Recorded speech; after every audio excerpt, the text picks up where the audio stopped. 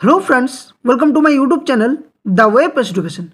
So friends, second SLST 2025 class 9-10 যে পরীক্ষা সেটা কিন্তু কালকে সম্পন্ন হয়েছে এবং অনেক পরীক্ষার্থী এখানে পরীক্ষাতে বসছিল, যেখানে বিভিন্ন পেপারগুলো নিয়ে আমি সলভ পেপার নিয়ে আলোচনা করছিলাম। এর আগে জিওগ্রাফি নিয়ে দিয়েছিলাম, যেখানে 60টা প্রশ্নের নিখুঁত উত্তর কোনগুলো হতে পারে সেটা নিয়ে ডিটেলস আলোচনা করেছিলাম। তো আজকে যেটা আলোচনা করব সেটা হচ্ছে second SST 2025 history paper solve নিয়ে, অর্থাৎ যে 60টা প্রশ্ন ছিল তার ডিটেলস একদম নিখুঁত যে সঠিক উত্তরগুলো সেগুলো আলোচনা করব। প্রশ্ন কি সহজ ছিল না কঠিন ছিল সেটাও শেষে আলোচনা করা হবে। কাট অফ কি বেশি যাবে ইতিহাসে, কত নম্বর থাকলে আপনার সেফ জোনে থাকবেন, সম্পূর্ণ ভিডিওটা দেখুন। একদম ডিটেলস তথ্য এবং নিখুঁতভাবে আপনার সামনে তুলে ধরার চেষ্টা করব। তো তার আগে বলে রাখি, যারা চ্যানেল নতুন আছেন অবশ্যই চ্যানেলটি সাবস্ক্রাইব করবেন আর পাশে থাকা বেল নোটিফিকেশন অন করবেন, যাতে করে সমস্ত ধরনের কেস আপডেট, নিউজ, নোটিফিকেশন বা এই ধরনের যে কোনো পরীক্ষার প্রিপারেশনের জন্য অবশ্যই আপনাদের সাথে সাহায্য করা হবে। আর যারা চ্যানেল নতুন আছেন একটা লাইক অবশ্যই করুন ভিডিও দেখার সাথে, আর কেউ স্কিপ না করে ভিডিওর শেষ পর্যন্ত দেখবেন। সম্পূর্ণ তথ্যগুলো শেয়ার করব, কাট অফের ব্যাপারে, কত নম্বর থাকলে সেফ জোন। তো একটা কথা বলে রাখি যে হিস্ট্রিতে 60টা প্রশ্ন ছিল, এর আগে আমি জিওগ্রাফিতে দিয়েছি সলভ পেপার। যারা দেখেননি অবশ্যই চ্যানেলে ভিডিওগুলোতে দেখতে পাবেন, সেখানে জিওগ্রাফি 60টা প্রশ্ন একদম নিখুঁত সঠিক উত্তর, কতটা নাম্বার থাকলে আপনি সেফ জোনে থাকবেন, কাট অফ কত কি যেতে পারে একটা এজাম্পশন হিসেবে আপনার সামনে তুলে ধরেছিলাম। তো এখানেও ঠিক একইভাবে হিস্ট্রির যে 60টা প্রশ্ন সেটা নিয়ে আলোচনা করব। আর পরীক্ষার যে প্রশ্নপত্র আমি দেখলাম 60টা প্রশ্ন খুবই কিন্তু যে কঠিন বা খুবই যে সহজ ছিল সেটাও নয়। তবে হ্যাঁ, এটা বলতে পারি যে এসএলএসটি প্রত্যেকটা সাবজেক্টে আমি প্রশ্ন দেখছিলাম, সেখানে 40 থেকে 42টা এমন প্রশ্ন ছিল যেগুলো সকলেরই কিন্তু পারার মতো।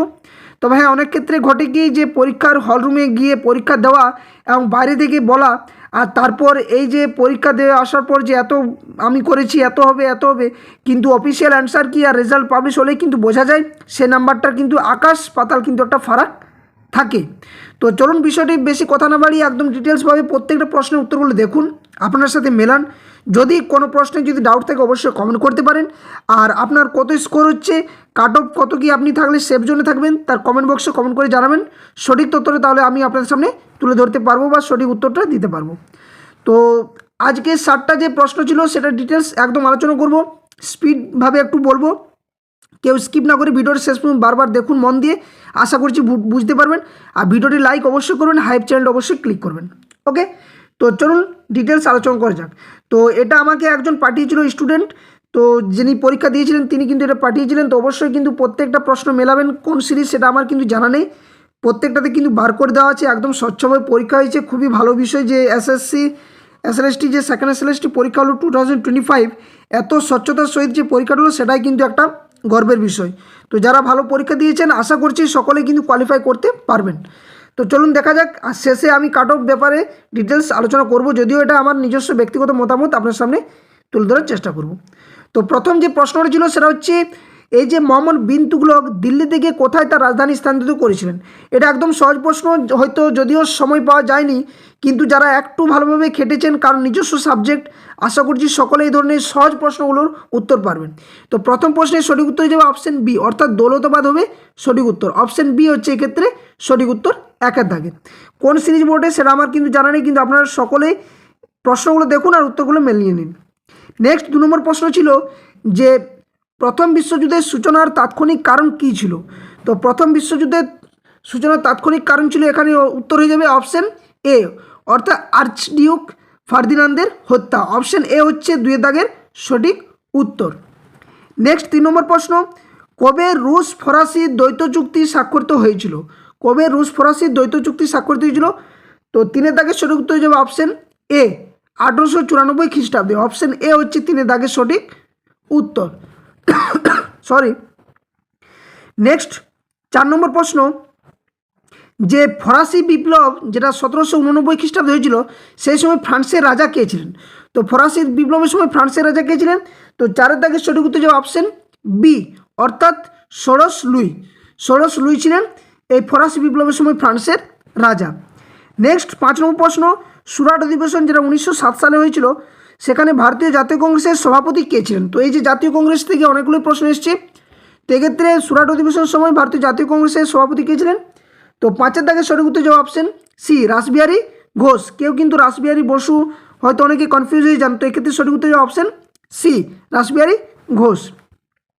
নেক্সট আরও একটা সহজ প্রশ্ন, যে হিন্দু মেট্রোপলিটন কলেজ কত সালে স্থাপিত হয়েছিল? খুবই সহজ প্রশ্ন, কিন্তু এখন পর্যন্ত যেগুলো দেখলাম 4-5টা, কিন্তু এই 6টার মধ্যে 4-5টা পারার মতো প্রশ্ন। তো 6এর দাগের সঠিক উত্তর যাবে অপশন ডি, অর্থাৎ 1853 সালে হিন্দু মেট্রোপলিটন কলেজ স্থাপিত হয়েছিল। অপশন ডি হচ্ছে এখানে সঠিক উত্তর। নেক্সট তারপরে পরের পেজে রয়েছে 7 নম্বর প্রশ্ন, যে কোন কোন বছরে পানিপথের 3টি যুদ্ধ সংঘটিত হয়েছিল? অর্থাৎ পরপর 3টা যে যুদ্ধ হয়েছিল পানিপথের, সেই যুদ্ধগুলো পরপর সালগুলো কোনটা হবে? তো এক্ষেত্রে সঠিক উত্তর হবে অপশন সি, অর্থাৎ 1526, 1556 এবং 1761। 1526-এ প্রথম পানিপথের, 1556 দ্বিতীয় পানিপথের, আর 1761-এ তৃতীয় পানিপথের যুদ্ধ হয়েছিল। নেক্সট 8 নম্বর প্রশ্ন, ভারত ছাড়ো আন্দোলনের খসড়া কার্যবিবরণী কে তৈরি করেন? তো ভারত ছাড়ো আন্দোলনের সময় যে খসড়া, সেই খসড়ার কার্যবিবরণী কে তৈরি করেছিলেন? তো 8এর দাগের সঠিক উত্তর অপশন বি, অর্থাৎ জওহরলাল নেহরু। অপশন বি হচ্ছে এখানে 8এর দাগের সঠিক উত্তর। নেক্সট 9 নম্বর প্রশ্ন, কোন বেদে গায়ত্রী মন্ত্র প্রথম উল্লেখ পাওয়া যায়? তাহলে কোন বেদে গায়ত্রী মন্ত্রের উল্লেখ প্রথম পাওয়া গিয়েছিল? তো এক্ষেত্রে 9এর দাগের সঠিক উত্তর যাওয়া অপশন এ, এটা একটা সহজ প্রশ্ন, ঋগ্বেদে। এবং এই প্রশ্নগুলোর কিন্তু আমি উত্তর করিয়েছিলাম। যারা হিস্ট্রি ডিটেলস ক্লাসগুলো দেখিয়েছিলেন অবশ্যই আশা করি পারবেন, কারণ যে কটা চ্যাপ্টার করেছিলাম কম সময়ের মধ্যে, কারণ অনেক কিছু ব্যস্ততার মধ্যে ক্লাস করাতে হয় এবং সময় একদমই পাওয়া যায়নি। তো যারা ডিটেলসভাবে পড়েছিলেন প্রত্যেকটা বই, ক্লাস 9-10 বইগুলো পড়লে এখান থেকে কিন্তু অবশ্যই কমন ছিল। আর যেহেতু নিজস্ব সাবজেক্ট, আশা করছি সকলেই পারার মতো প্রশ্ন অনেকগুলো এসেছিল। নেক্সট তারপরে 11 নম্বর প্রশ্ন কি বলছে, যে ভারতীয়, এক্ষেত্রে 10টা তো আমরা করলাম, এখানে 10 নম্বর প্রশ্ন আছে, নেক্সট 10 নম্বর প্রশ্ন কি বলছে, কার শাসনকালে স্যার টমাস র ভারতে আসেন? এটা একটা একদম সহজ প্রশ্ন, সেটা হচ্ছে জাহাঙ্গীরের সময়। জাহাঙ্গীরের সময় আশা করছি 1615 খ্রিস্টাব্দ নাগাদ এসেছিল। তো এক্ষেত্রে সঠিক উত্তর হবে অপশন ডি, 10-এর দাগের। নেক্সট 11 নম্বর প্রশ্ন, ভারতীয় জাতীয় কংগ্রেসের প্রথম মহিলা সভাপতি কে ছিলেন? এখানে অনেক সময় কনফিউশন পড়ে যায়, সরোজিনী নাইডু হবে নাকি অ্যানি বেসান্ত হবে। তো এক্ষেত্রে সঠিক উত্তরে যাবে 11 দাগের অপশন সি, অ্যানি বেসান্ত হবে সঠিক উত্তর, 11 সি। নেক্সট 12 নম্বর প্রশ্ন, দিল্লির কোন সুলতান প্রথম দাক্ষিণাত্য আক্রমণ করেন? তো এখানে এটা দুটা ঘটে, একটা হচ্ছে মোগল সাম্রাজ্যের সময় একবার, সেটা কে করেছিল, এবং যে দাক্ষিণাত্যের খত যেটা দেখা দিয়েছিল, এবং সুলতানি আমলে যেটা হয়েছিল সেটা হচ্ছে অপশন ডি, আলাউদ্দিন খলজির সময় হয়েছিল, আলাউদ্দিন খলজির সময়, অর্থাৎ অপশন ডি হচ্ছে এখানে সঠিক উত্তর। নেক্সট তারপরে 13 নম্বর প্রশ্ন কি বলছে, উডের ড্যাশপেজ কোন বছর প্রকাশিত হয়? বিবিআই এবং প্রত্যেক পরীক্ষাতে প্রশ্নটা আসে, তো এটা সকলের পারার মতো প্রশ্ন, 1854 খ্রিস্টাব্দে হবে সঠিক উত্তর। অপশন এ হচ্ছে 13 দাগের সঠিক উত্তর। নেক্সট তারপরে 14 নম্বর প্রশ্ন, নিম্নোক্তদের মধ্যে কে প্রেসের মুক্তিদাতা বলা হয়? অর্থাৎ লিবারেটর অফ দ্য প্রেস। তো এটা আমরা সকলে জানি চার্লস মেটাকাফকে বলা হয়। অপশন সি হচ্ছে এখানে সঠিক উত্তর। খুবই সহজ সহজ প্রশ্ন, কিন্তু ইতিহাসে দেখা যাচ্ছে এখনও পর্যন্ত যে 14টা আমরা প্রশ্ন আলোচনা করলাম। নেক্সট 15 নম্বর প্রশ্ন, কোন সুলতান দাসদের রক্ষণাবেক্ষণের জন্য আলাদা বিভাগ তৈরি করেছিল? তো আলাদা বিভাগ তৈরি করেছিল অপশন সি, অর্থাৎ ফিরোজ শাহ তুগলক হবে এক্ষেত্রে সঠিক উত্তর। অপশন সি 15 দাগের।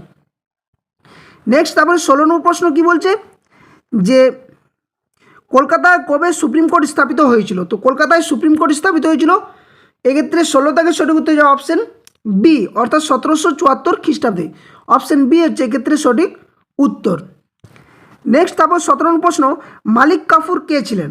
তো মালিক কাফুর কে ছিলেন? এক্ষেত্রে সঠিক উত্তর যাবে আলাউদ্দিন খিলজির সময় যে সমরসামরিক, তিনি কিন্তু ছিলেন আলাউদ্দিন খলজির সময়। অপশন এ হচ্ছে এখানে সঠিক উত্তর, 17 দাগের অপশন এ। নেক্সট 18 নম্বর প্রশ্ন, নিম্নলিখিত সংবাদপত্রগুলির মধ্যে কোনটি বিপিনচন্দ্র পাল সম্পাদনা করতেন? তো বিপিনচন্দ্র পাল নিম্ন কোনটি সম্পাদনা করতেন? সেক্ষেত্রে সঠিক উত্তর যাবে 18 দাগের option C, New India. Option C হচ্ছে এখানে সঠিক উত্তর, নিউ ইন্ডিয়া হবে এখানে সঠিক উত্তর। নেক্সট তারপরে 19 নম্বর প্রশ্ন, যে নিম্নলিখিত নেতাদের মধ্যে কে হোম রুল লিগে যোগদান করেন? তো হোম রুল লিগে কে যোগদান করেছিলেন? এক্ষেত্রে 19 দাগের সঠিক উত্তর হবে option B, Mohammad Ali Jinnah. Option B হচ্ছে এখানে সঠিক উত্তর। নেক্সট তারপরে 20 নম্বর প্রশ্ন, গাথা সপ্তশতী এর লেখক কে? তো গাথা সপ্তশতীর লেখককে, এই ধরনের কিছু আনকমন প্রশ্ন অনেকে হয়তো সেই সময় পড়া হয়নি বা এতটা প্রিপারেশন নেওয়ার সময় হয়নি বলে এই প্রশ্নগুলো স্কিপ করে দেওয়া আমি বলবো ভালো। তো 20 দাগের সঠিক উত্তর যাবে অপশন এ, হাল হবে এক্ষেত্রে সঠিক উত্তর। অপশন এ হচ্ছে এখানে সঠিক উত্তর, অপশন এ। নেক্সট 21 নম্বর প্রশ্ন, হরপ্পা সভ্যতায় কোন ধাতু অজানা ছিল? তো অজানা বলেছি, জানা নয়, অজানা বলেছি। তো এক্ষেত্রে সঠিক উত্তর 21 দাগের করেছিলাম এই প্রশ্নটা, সেটা হচ্ছে অপশন ডি, লোহা কিন্তু সেই সময় অজানা ছিল। অপশন ডি হচ্ছে এখানে সঠিক উত্তর। নেক্সট তারপরে প্রশ্ন, খুবই সহজ প্রশ্ন একটা আছে যে মুক্তিদাতা জার কাকে বলা হয়?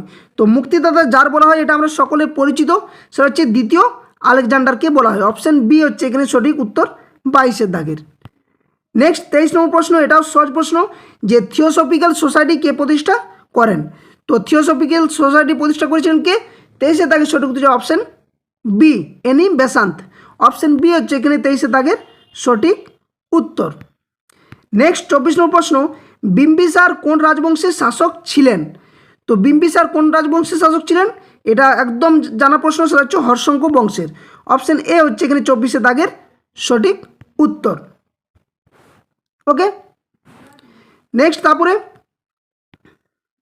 25 নম্বর প্রশ্ন, নিম্নলিখিতদের মধ্যে কে ক্যাবিনেট মিশনের সদস্য ছিলেন না? এই প্রশ্নটাই বেশি আসে যে ছিলেন না, কিন্তু এই প্রশ্নটা কিন্তু দেয়। তো কে ছিলেন না? এক্ষেত্রে 25 দাগের সঠিক উত্তর যাবে সিরিল র্যাডক্লিফ, ইনি কিন্তু ছিলেন না, অর্থাৎ অপশন সি হচ্ছে এখানে সঠিক উত্তর। স্ট্যাফোর্ড ক্রিপস ছিলেন, এভি আলেকজান্ডার ছিলেন, প্যাথি লরেন্স, তিনজনেই ছিলেন। নেক্সট 26 নম্বর প্রশ্ন, সন্ত্রাসের রাজত্বকালে জ্যাকোবিন ক্লাবের প্রধান নেতা কে ছিলেন? তো এক্ষেত্রে 26 দাগের সঠিক উত্তর যাবে অপশন এ, রোবসপিয়র ছিলেন কি সন্ত্রাসের রাজত্বকালে জ্যাকোবিন ক্লাবের প্রধান নেতা। তো অপশন এ হচ্ছে 26 দাগের সঠিক উত্তর। নেক্সট 27 নম্বর প্রশ্ন, জাতক সাহিত্যে কতগুলি গিল্ডের কথা বলা হয়েছে? তো জাতক সাহিত্যে কতগুলি গিল্ডের কথা বলা হয়েছে? এক্ষেত্রে 27 দাগের সঠিক উত্তর যাবে অপশন বি, অর্থাৎ 18টি গিল্ডের কথা বলা হয়েছে। অপশন বি হচ্ছে এখানে সঠিক উত্তর। নেক্সট 29 নম্বর প্রশ্ন, 28 নম্বর প্রশ্ন, যে কি বলছে 28 নম্বর প্রশ্ন, যে বাংলার কোন নবাব তার রাজধানী মুর্শিদাবাদ থেকে মুঙ্গেরে স্থানান্তর করেছিলেন? মুর্শিদাবাদে নয়, মুঙ্গেরে। তো রাজধানী মুর্শিদাবাদ থেকে মুঙ্গেরে কে নিয়ে যায়? তো এক্ষেত্রে সঠিক উত্তর হয়ে যাবে অপশন কি না এ, মীর কাসিম। অপশন এ হচ্ছে এখানে সঠিক উত্তর। নেক্সট তারপরে 29 নম্বর প্রশ্ন, বিক্রমশিলা মহাবিহার কে প্রতিষ্ঠা করেছিলেন? তো বিক্রমশিলা মহাবিহার প্রতিষ্ঠা করেছিলেন option B, Dharmapala. Option B হচ্ছে এখানে সঠিক উত্তর। নেক্সট তারপরে 30 নম্বর প্রশ্ন, কালীবঙ্গান কোন নদীর তীরে অবস্থিত? বিবিআই এটাও একটা প্রশ্ন। তো কালীবঙ্গান কোন নদীর তীরে অবস্থিত? তো 30 দাগের সঠিক উত্তর অপশন বি, ঘরঘরা নদীর তীরে অবস্থিত কালীবঙ্গান শহরটি। নেক্সট তারপরে 31 নম্বর প্রশ্ন কি বলছে, দিল্লির সুলতানদের মধ্যে প্রথম সার্বভৌম শাসক কে ছিলেন? তো দিল্লির সুলতানদের মধ্যে প্রথম সার্বভৌম শাসক কাকে বলা হয়?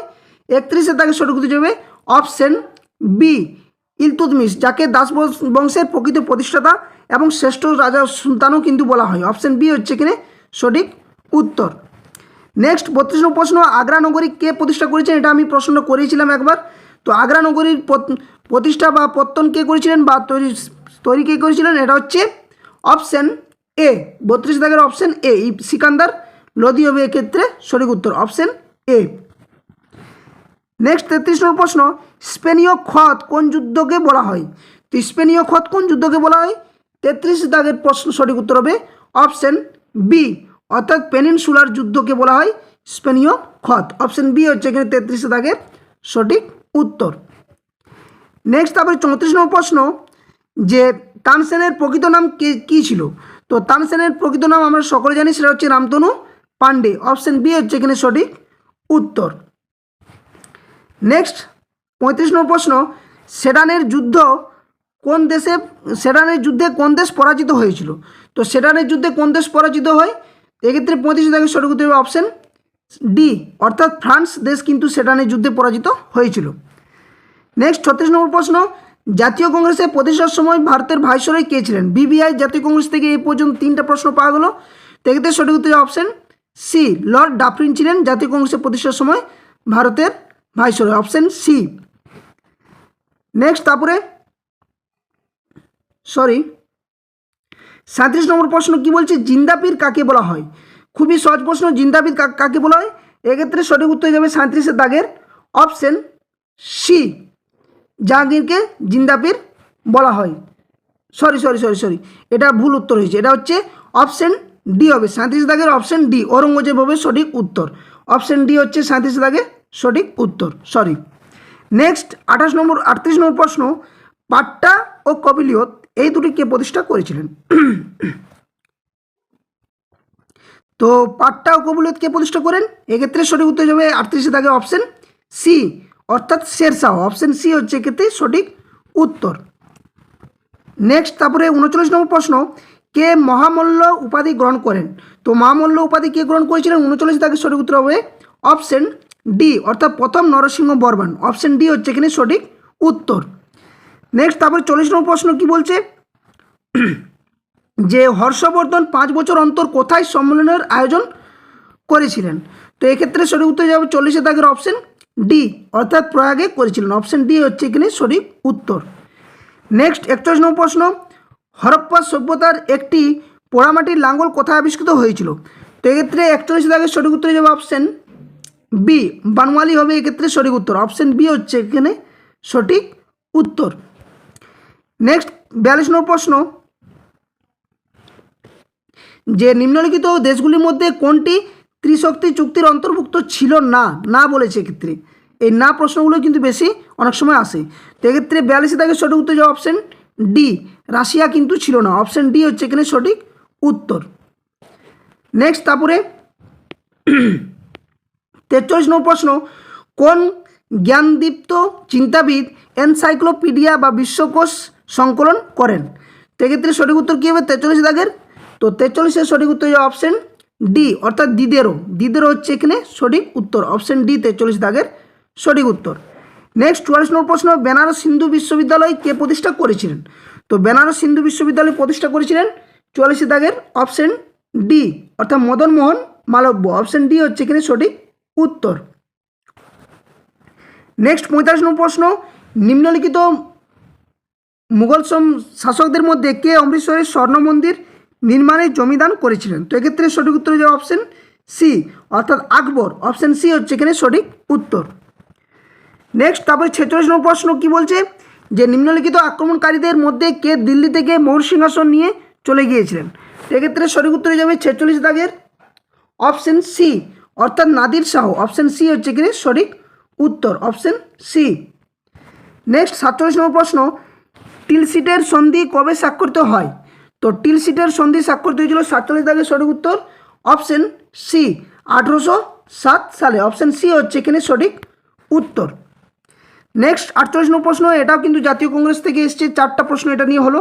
তো ভারতীয় জাতীয় কংগ্রেস প্রথম অধিবেশন কোথায় অনুষ্ঠিত হয়?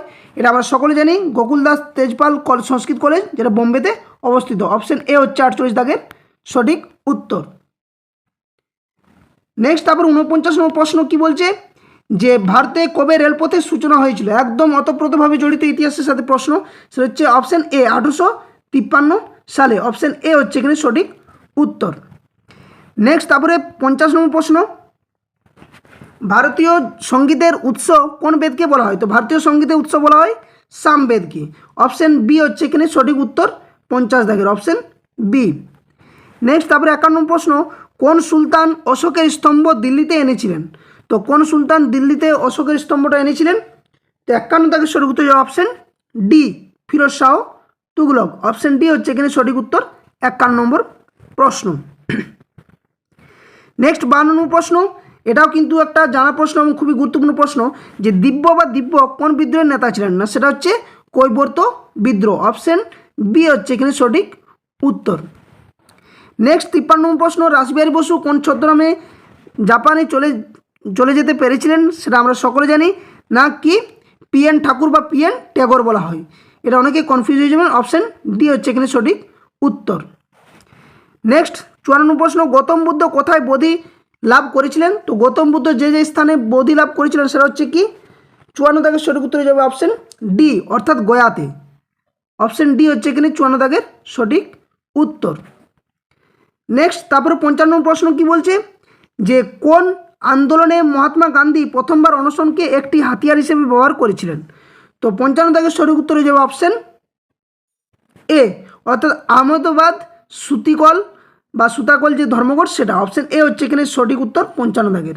নেক্সট 56 নম্বর প্রশ্ন, যে ত্রিশক্তির সংগ্রামের সঙ্গে নিম্নলিখিত কোন রাজবংশ জড়িত ছিল না? এটাও কিন্তু না বলেছি, তো কোনটা ছিল না? এক্ষেত্রে সঠিক উত্তর হয়ে যাবে অপশন 56 দাগের ডি, চোল বংশ কিন্তু ছিল না। এই যে রাষ্ট্রকূট, প্রতিহার, পাল, এই তিনটা কিন্তু ত্রিশক্তির সাথে যুক্ত ছিল, শুধুমাত্র চোল ছিল না। নেক্সট 57 নম্বর প্রশ্ন, যে বর্ণপ্রথা কোন সময় বংশানুক্রমিক হয়?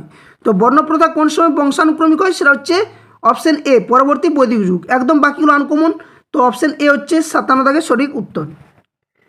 নেক্সট তারপরে 58 নম্বর প্রশ্ন কি বলছে, যে কোন বছর ব্রিটিশ ইস্ট ইন্ডিয়া কোম্পানি বাংলায় বাণিজ্য কুটি প্রতিষ্ঠা করেন? তো বাংলায় বাণিজ্য কুটি প্রতিষ্ঠা করেছিল, এটা হচ্ছে 1651 খ্রিস্টাব্দে। অপশন সি হচ্ছে এখানে সঠিক উত্তর 58 দাগের। নেক্সট 59 নম্বর প্রশ্ন, আজাদ হিন্দ ফৌজ কবে কোহিমা দখল করেছিল? তো কোহিমা যদি দখল করে হয় তাহলে কিন্তু কী হবে সঠিক উত্তর? 59 দাগের অপশন বি, অর্থাৎ 1944 খ্রিস্টাব্দে। অপশন বি হচ্ছে এখানে সঠিক উত্তর। নেক্সট 60 নম্বর প্রশ্ন এবং শেষ প্রশ্ন, সেটা হচ্ছে কোন রাজার শাসনকালে পার্শ্বিক দূত আব্দুর রাজ্জাক ভারত ভ্রমণ করেছিলেন? তো 60 দাগের সঠিক উত্তর হয়ে যাবে অপশন সি, দ্বিতীয় দেব রায়। অপশন সি হচ্ছে এখানে সঠিক উত্তর। তো এই ছিল মোট 60টি প্রশ্ন। তো আশা করছি প্রশ্নগুলোর উত্তর আপনারা সকলে মিলিয়ে নিলেন এবং কার কত স্কোর হলো সেটা অবশ্যই আপনারা কমেন্ট বক্সে কমেন্ট করে জানাবেন। একটা লাইক অবশ্যই করবেন, চ্যানেল সাবস্ক্রাইব করুন।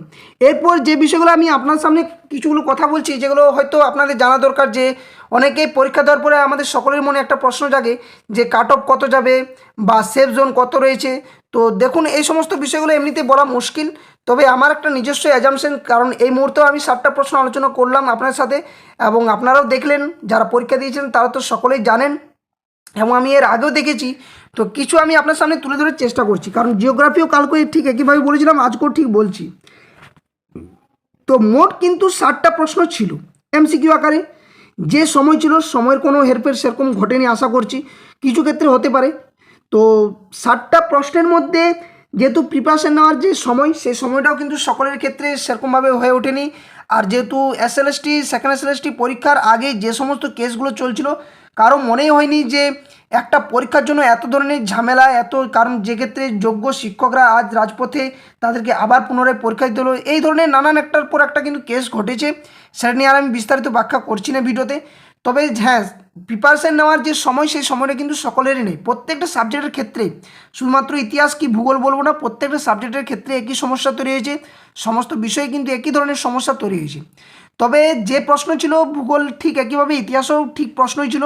তবে ইতিহাস আমি বলবো ভূগোলের তুলনায় একটু সোজা, যদিও ইতিহাস যখন বিষয়টা আমরা পড়তে যাই একটা হিউজ সিলেবাস মনে হয়, কারণ ইতিহাসে এত সাল তারিখ, এতজনের নাম মুখস্থ রাখা একটা যথেষ্ট সময় সাপেক্ষ ব্যাপার হয়ে ওঠে এবং প্রিপারেশনের জন্য অনেকটা কিন্তু ঘষণ মাজন করতে হয় পড়াশোনার মধ্য দিয়ে। তো 60টা প্রশ্নের মধ্যে 40 থেকে 42টা প্রশ্ন এমন ছিল, 40 থেকে 42টা প্রশ্ন এমন ছিল যেগুলো কিন্তু প্রায় যারা প্রিপারেশন বা নিজস্ব সাবজেক্ট বলে এটা কিন্তু করতে পারবে। এবং এটা কিন্তু ইজি প্রশ্ন, আমি বলবো এটা ইজি প্রশ্ন, কারণ ইতিহাসের সাথে অনেকেই কিন্তু লিঙ্ক আপ রয়েছে এবং একটা প্রিপারেশনের মধ্যে দিয়ে সকলে থাকে।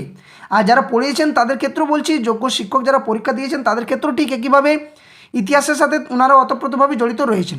তো 40 থেকে 42টা প্রশ্ন এমন ছিল যেগুলো একদম প্রায় সোজা, আর তার মধ্যে 8 থেকে 10টা প্রশ্ন ছিল যেগুলো একটু মডারেট লেভেল। অর্থাৎ এখান থেকে আপনারা কল্পনা করতে পারছেন যে 50 থেকে 52 প্রশ্ন, যেটা কিন্তু একটু যদি ভালো প্রিপারেশন থাকে তারা কিন্তু করতে পারবেন, যারা প্রিপারেশন একটু নিয়েছেন। আর বাকি পড়ে রইল এই 8টা প্রশ্ন। তো এক্ষেত্রে অনেকেই বলবেন এটা আমি বললাম এবং আপনাদের সাথে নাও মিলতে পারে আমার কথাগুলো। তবে এরপর আসছে যেটা কাট অফের ব্যাপারে, যেহেতু 60 নম্বরের পরীক্ষা, একটা পরীক্ষার হলে গিয়ে পরীক্ষা দেওয়া, সেটাতে সঠিক উত্তর করা, অনেক সময় ওএমআর শিটে যখন দাগ দেওয়ার সময় অনেক সময় ভুল হয়ে যায়, অনেক কিছু ঝামেলা তৈরি হয়। একটা মানসিক প্রস্তুতি, বাড়ি থেকে গিয়ে পরীক্ষার হল রুমে গিয়ে পরীক্ষা দেওয়া, পরীক্ষা কমপ্লিট করা, এতদিনের প্রিপারেশন, একটা মনের মধ্যে যে ভয় জাগে। তো এই সমস্ত বিষয়গুলোকে মাথায় রেখে বলা যেতে পারে যে মিনিমাম একটা ইতিহাসের ক্ষেত্রে বলছি যে 48 থেকে আমি বলছি 48 থেকে 53, এটার মধ্যে যাদের থাকবে জেনারেল কাস্ট তারা কিন্তু সম্পূর্ণভাবে সেফ জোনে রয়েছেন। এবং বাকিদের ক্ষেত্রে বলছি না, কারণ বাকিদের 1-2 নম্বর কম বেশি হয়, OBC, ST, SC, pH category রয়েছেন, এক্সামটেড ক্যাটাগরি রয়েছেন, তাদের ক্ষেত্রে আলাদা। তবে 48 থেকে 53-54 মধ্যে যারা রয়েছেন তারা একদম কিন্তু সেফ জোনে রয়েছেন জেনারেলের ক্ষেত্রে। এবং বাকিদের ক্ষেত্রে 1-2 নম্বর কম করবেন, এটা আমারটা নাও মিলতে পারে, হয়তো আপনাদের সাথে একমত নাও হতে পারে, কিন্তু যে প্রশ্ন দেখলাম তার ভিত্তিতে আমি বিষয়গুলো ক্লিয়ার করলাম। এবং এটা কিন্তু নির্ভর করে একমাত্র ভ্যাকেন্সি, প্রশ্নপত্রের যে মান সেটা, এবং 3 নম্বর হচ্ছে যে কতজন পরীক্ষার্থী এই পরীক্ষাতে বসেছেন। তো আশা করছি SLST 2025 যেটা অনুষ্ঠিত হলো, খুব কমেই জন রয়েছেন যারা পরীক্ষাতে হয়তো বসেননি। তো 14ই সেপ্টেম্বর আরও একবার পরীক্ষা রয়েছে 11-12 জন্য। তো সেটাতেও আপনারা ভালো করে একটু প্রিপারেশন নেন। যে কয়েকটা দিন 5-7টা দিন সময় পেয়েছেন, একটু পরীক্ষার প্রশ্নপত্রগুলো দেখার পর এই যে প্রশ্নগুলো পড়েছিল তার থেকে একটা অনুমান হয়ে গেছে যে কী ধরনের প্রশ্ন আসতে পারে। একটু প্রিপারেশন নেন 7-8 দিন। আর যারা ভালো পরীক্ষা দিয়েছেন 9-10-এর যে পরীক্ষাটা কালকে অনুষ্ঠিত হয়ে গেল, সেটা আশা করছি যারা ভালো পরীক্ষা দিয়েছেন 48 থেকে 50-এর মধ্যে যাদের নাম্বার রয়েছেন, আশা করছি সেফ জোনের মধ্যে আপনারা থাকবেন। এবং বাকি যেটা হচ্ছে সেটা হচ্ছে অ্যান্সার কি এবং আপনাদের কতটা সঠিক নিখুঁতভাবে করেছেন, ওএমআর শিট কতটা ঠিকভাবে দাগ দিয়েছেন তার উপরে নির্ভর করছে কাট অফ, এবং আপনাদের মার্কসটা নির্ভর করছে। পরীক্ষার হল থেকে বার হওয়ার পর অনেকে অনেক রকমভাবে বলে যে আমি 55টা 60টায় ঠিক করে দিয়েছি, কেউ বলবে আমি 56টা 57 ঠিক হতে পারে, সেটা দু একটা ব্যতিক্রমী ব্যাপার ঘটতে পারে, কিন্তু সকলের মধ্যে যে হয়ে উঠতে পারে এতগুলো প্রশ্নের উত্তর দেওয়া একসাথে অসম্ভব হয়ে যায়। কারণ এতগুলো প্রশ্নে যখন উত্তর অ্যাটেম্প করতে যাওয়া হয়, 2-4টা ভুল হয়, 2-4টা ওএমআর শিট দাগ দেওয়ার সময় ভুল হয়ে যেতে পারে। তো এই ধরনের সমস্যা তৈরি হতে পারে। তো আমি একটা নিজস্ব সেফ জোন বললাম যে 48 থেকে 50, 52, 53 পর্যন্ত যারা রয়েছেন একদম পুরোপুরি সেফ জোন। এবং 50-এর উপরে যাদের শুরু হচ্ছে তাদের তো অবশ্যই বলবো যে 50, 55, 56 যাদের থাকছে তারা অবশ্যই আপনাদের ক্লিয়ার হয়ে যাবে, এটা একদম নিশ্চিত। কারণ 60-এর মধ্যে 60 কাট অফ যাবে না, এবং 4-5 নম্বর কমই থাকে কাট অফ, 60-এর মধ্যে 59 যাবে না, এটা ব্যাঙ্কিং পরীক্ষা নয়। তো যাই হোক, এই ছিল সমস্ত যে আপডেট তথ্যগুলো শেয়ার করলাম। ওএমআর শিটের যে তথ্যগুলো যে প্রশ্নের যে উত্তরগুলো আপনার সামনে দিলাম, আশা করছি যদি কোনো 2-একটা ভুল থাকে অবশ্যই কমেন্ট বক্সে কমেন্ট করে জানাতে পারেন। আর যে উত্তরগুলো দিলাম আশা করছি অথেন্টিক হবে। তো অবশ্যই পরবর্তী আরও কোনো যারা জিওগ্রাফি অনার্স করেছেন বা জিওগ্রাফি যাদের পেপার ছিল অবশ্যই ওনারাও কিন্তু দেখে নেবেন, ভিডিওটা আপলোড করা হয়েছে। এরপর পরবর্তী একটা কিন্তু ভিডিও আপলোড করব, যেহেতু এগুলো আপনাদের হয়তো অনেকেরই একটা মনের মধ্যে একটা সংকোচ থাকে যে দেখবো উত্তর মিলাবো কাট অফ দেখবো, তো বারবার ভিডিও দেখে কোনো লাভ নেই, উত্তরগুলো মিলিয়ে নিন, যা হয়েছে আর তো কিছু করা যায় না। এরপর যাদের আগামী পরীক্ষা রয়েছে 14 সেপ্টেম্বর, একটু ভালো করে পরীক্ষা এবং প্রিপারেশন নিন। তো এখনের মতো ভিডিওটা এখানে শেষ করছি। পরবর্তী আপডেট পাওয়ার জন্য অবশ্যই চ্যানেলটি সাবস্ক্রাইব করবেন, পাশে থাকা বেল নোটিফিকেশন করবেন, ভিডিওটি লাইক করবেন, হাই বাটনটা অবশ্যই ক্লিক করবেন, এবং বাকিদের সাথে বন্ধুর সাথে শেয়ার অবশ্যই করবেন। আবার কোনো একটা নতুন ভিডিও নিয়ে আপনার সামনে হাজির হবো, ততক্ষণের জন্য ধন্যবাদ। জয় হিন্দ, সকলে সুস্থ থাকুন, ভালো থাকুন।